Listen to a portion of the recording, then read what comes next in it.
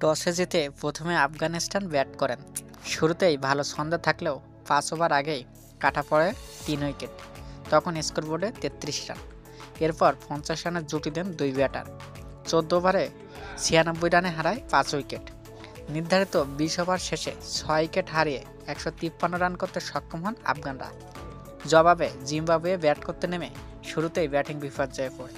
ব্যাটিংরা নিয়মিত যাওয়া আসার মিছিল করেন। জিম্বাবুয়ান দলীয় অধিনায়ক সেকান্দার রাজা সর্বোচ্চ 35 রান করেন। 103 রানের জবনিকাপাত হয় স্বাগতিকদের ইনিংস।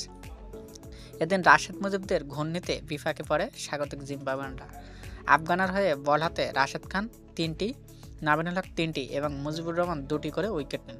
জিম্বাবুয়েকে 50 রানের ব্যবধানে হারিয়ে সিরিজে 1-1 সমতা আনল আফগানরা।